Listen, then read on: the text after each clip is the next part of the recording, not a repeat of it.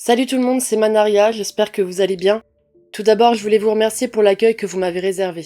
Vos retours dans les commentaires m'ont vraiment fait plaisir, alors un grand merci à vous tous. Aujourd'hui, dans cette nouvelle vidéo, nous allons parler de malédiction.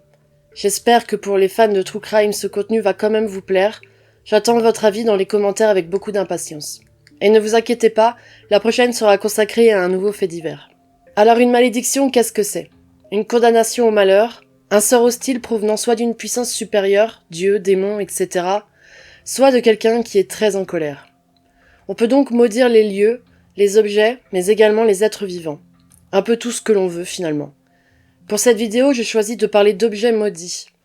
J'ai prévu de créer d'autres épisodes sur les malédictions et notamment sur les lieux maudits.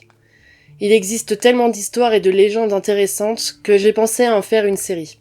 Pour ce premier volet, je vous propose de vous munir d'un crucifix, d'un gris-gris ou de tout artefact protecteur.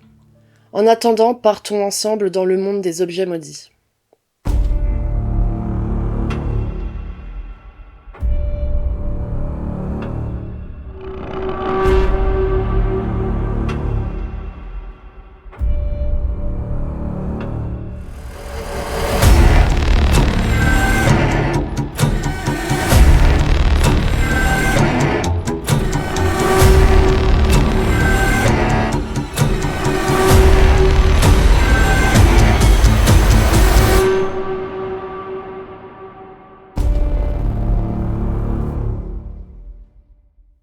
Alors les objets maudits.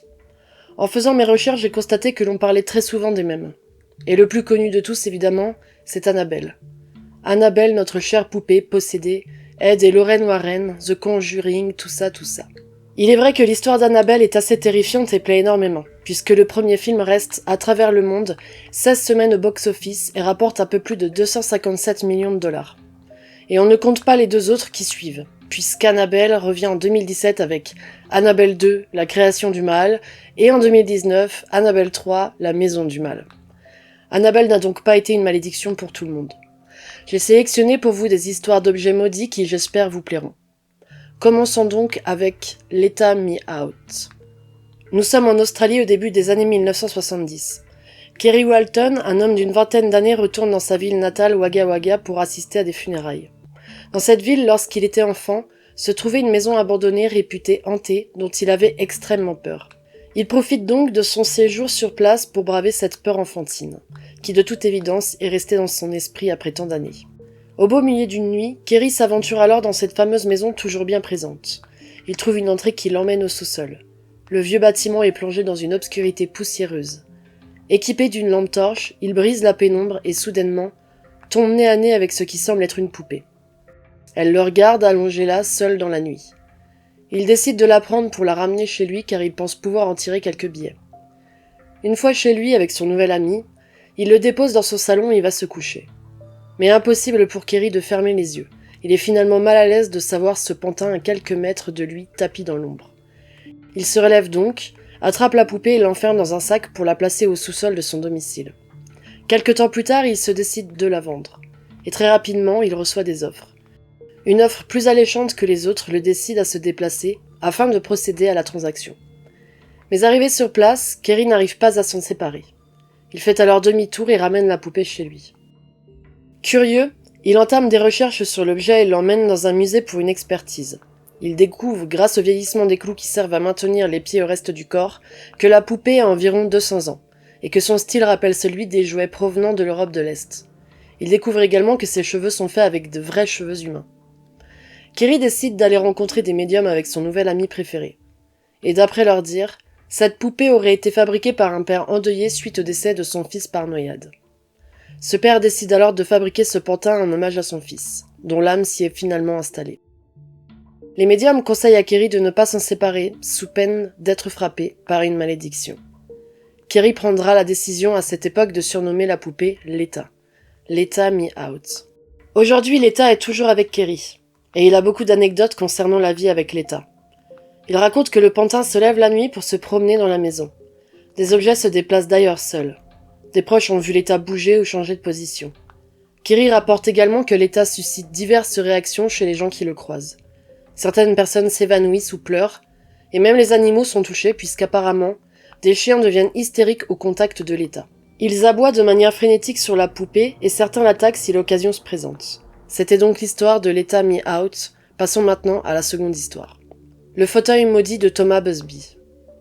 Vers la fin du XVIIe siècle, dans le village de Kirkiewiske, dans le nord du Yorkshire en Angleterre, un homme appelé Daniel Awetty s'installe pour développer son activité de faussaire.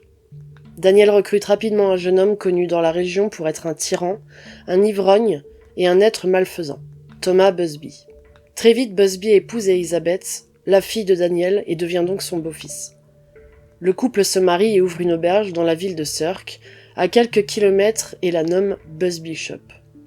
Un jour, Busby rentre, une fois de plus bien amoché par l'alcool. Il découvre alors son beau-père installé dans son fauteuil préféré. Busby entre alors dans une colère noire, et les deux hommes se disputent violemment.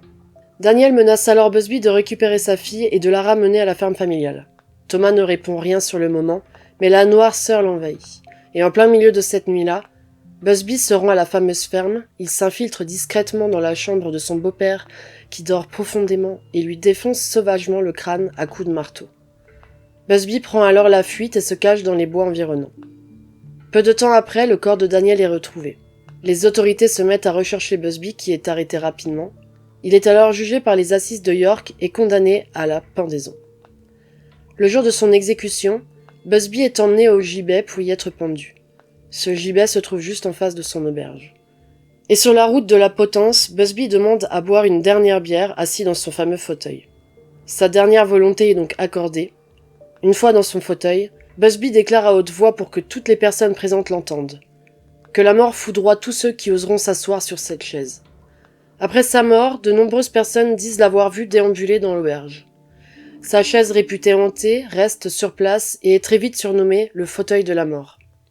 Personne n'ose braver la malédiction. Les habitants du village proposent régulièrement aux voyageurs de s'y asseoir. Mais eux aussi ne sont pas assez courageux ou fous pour le faire. Mais au fil du temps, certains téméraires finissent par relever le défi. La légende rapporte qu'à la fin du XVIIIe, la chaise est déjà accusée d'être responsable d'une dizaine de morts. Exemple avec l'histoire malheureuse d'un ramoneur qui s'arrête boire un verre avec un collègue à l'auberge et qui s'assoit naturellement après avoir constaté que la chaise est libre. Ce soir-là, il quitte l'auberge pour se trouver un endroit où dormir, à même le sol, non loin de la route principale. Le lendemain, son corps est retrouvé pendu à un portail, juste à côté du gibet de Busby. La thèse du suicide est conservée. Mais beaucoup d'autres ont suivi, notamment durant la Seconde Guerre mondiale. En face de l'auberge se trouve un aérodrome. Des militaires de la Royal Canadian Air Force ont l'habitude de s'y arrêter pour boire un verre. Tous ceux qui se sont assis dans le fauteuil ne sont jamais rentrés chez eux. En 1967, 2 autres pilotes relèvent le défi. Un peu plus tard, leur voiture heurte un arbre et les 2 hommes perdent la vie sur le chemin de l'hôpital. En 1968, l'auberge est rachetée par un certain Tony Earnshaw. Pas superstitieux, il ne croit aucunement en cette malédiction. Mais il ravise rapidement son jugement en constatant plusieurs incidents. Un homme s'assoit dans le fauteuil et décède d'une crise cardiaque dans les 24 heures. Un couvreur tombe d'un toit qui s'écroule sous ses pieds peu après s'être posé sur cette chaise. Mais aussi des motards ou des cyclistes impliqués ensuite dans des accidents mortels de la route. En 1978, Tony Earnshaw décide de mettre la chaise à la cave. Mais un livreur de bière passe à l'auberge, descend à la cave et s'assoit dans le fauteuil pour reprendre son souffle. En remontant, il dit au propriétaire ne pas comprendre pourquoi un si bel objet se trouve abandonné au sous-sol. Quelques heures plus tard, son véhicule quitte la route de manière inexplicable. Il est tué sur le coup.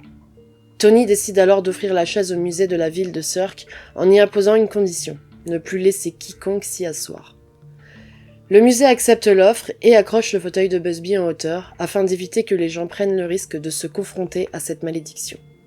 Une femme reprend l'auberge quelque temps plus tard et raconte que malgré l'absence de sa chaise favorite, Thomas Busby hante toujours les lieux.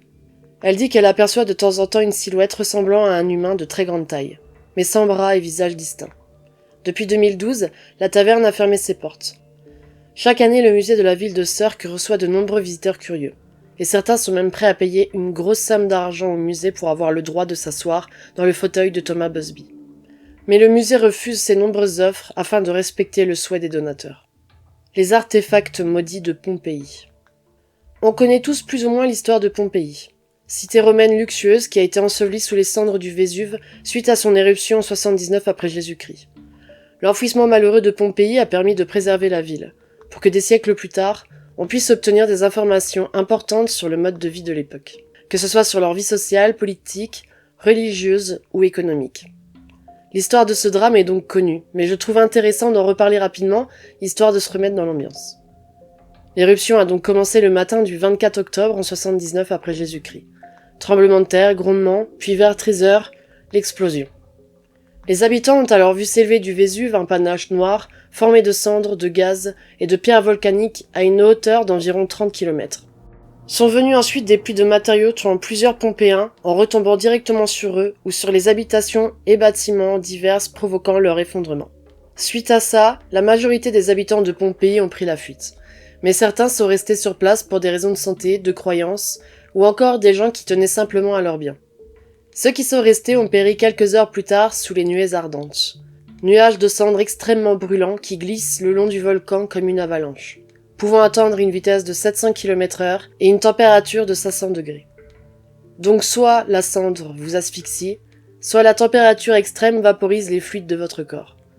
Les archéologues ont donc retrouvé une ville figée, les habitants ont été carbonisés, les cendres se sont déposées sur leur corps créant un genre de moule. Un archéologue a eu l'idée d'injecter du plâtre dans ces cavités de façon à restituer la forme des disparus. On peut maintenant voir des moulages des habitants de Pompéi figés au moment où la mort les a pris. Soit dans des scènes de vie totalement basiques comme s'ils s'étaient fait surprendre, soit dans des positions de résignation, couchés sur le côté recroquevillés comme s'ils attendaient leur mort. Les malheureux ont donc vécu leurs derniers instants dans un paysage tout droit sorti de ce qu'on pourrait imaginer en enfer. Le chaos régnait donc dans la cité de Pompéi. Quand on parle de Pompéi, la mort est clairement la première image que les gens ont dans la tête. Terreau fertile pour les croyances et les superstitions. Il y a d'ailleurs des histoires de fantômes comme celui du soldat qui aurait été vu par certaines personnes dans les rues de Pompéi. Ou bien encore des cris et des gémissements entendus à la tombée de la nuit. Aujourd'hui, Pompéi est devenue une attraction touristique de renommée mondiale, avec près de 2,5 millions de visiteurs par an. Il est donc possible de visiter ce site archéologique, à la fois intéressant de par son histoire, mais aussi chargé de ce que l'on peut appeler des souvenirs cauchemardesques. Et Pompéi, comme de nombreux autres sites antiques sur le territoire italien, subit le pillage touristique. Certains touristes repartent avec des artefacts ou bien des fragments de ceux-ci pour les ramener chez eux. Mais ceux de Pompéi sont apparemment porteurs d'une malédiction. Malédiction dont on parlait déjà à l'époque de Pompéi. Car cette ville était entre autres connue pour ses excès par les cités alentours, qui expliquaient que l'extinction de cette cité était due au châtiment divin. Cette malédiction est apparemment toujours d'actualité, puisqu'un phénomène surprenant s'est amplifié depuis 2015 environ. Une vague de courriers adressés à la surintendance de Pompéi contenant des fragments archéologiques, des pierres volcaniques, mais également des statuettes volées par des visiteurs qui souhaitaient rapporter chez eux un petit souvenir. Ces touristes expliquent dans les lettres qui accompagnent ces envois qu'ils sont poursuivis depuis leur larcin par le mauvais sort, et en renvoyant leur butin, espèrent être excusés par les dieux ou autre énergie vengeresse. La trace de la première lettre adressée à Pompéi contenant des artefacts maudits volés au cours de visites archéologiques remonte aux années 1980. Plus de 200 lettres ont été expédiées dans leur ville d'origine. Chacune d'elles est toujours accompagnée d'histoires de terribles malheurs, déficiences et décès attribués à la malédiction de Pompéi et à la colère des dieux. Cette idée de malédiction est attestée dès 1914. Un jeune officier anglais assistant à une fouille archéologique subtilise un morceau antique. Il est alors frappé d'une série de malheurs qui ne prennent fin que lorsqu'il retourne le fragment au directeur du site. Les lettres sont aujourd'hui exposées dans la galerie des antiquités de Pompéi comme une sorte d'avertissement aux visiteurs. Ce que je trouve intéressant avec cette malédiction, c'est qu'il faut savoir qu'en 2015, des journaux ont énormément parlé de l'histoire de cette lettre. Et que depuis, les envois de ces courriers demandant pardon se sont accélérés. Certaines lettres disent qu'ils ont vu passer des articles sur cette malédiction et que la peur les a poussés à renvoyer leurs petits trésors. On peut donc imaginer qu'un grand nombre de ces courriers ont été motivés seulement par la superstition. Ou bien un simple rapprochement avec des expériences de vie compliquées et un article de presse évoquant cette malédiction. Mais alors, comment expliquer qu'avant 2015, la réception de ces lettres était déjà habituelle ? Simple coïncidence ? Ou bien y a-t-il une vraie malédiction derrière tout cela ? Chargée d'une sombre énergie, les reliques de Pompéi détruisent-elles le destin des gens mal intentionnés qui visitent l'ancienne cité ? Alors fiction ou réalité ? La poupée maudit celui qui voudrait s'en séparer, le fauteuil tue par vengeance, et les artefacts de Pompéi punissent.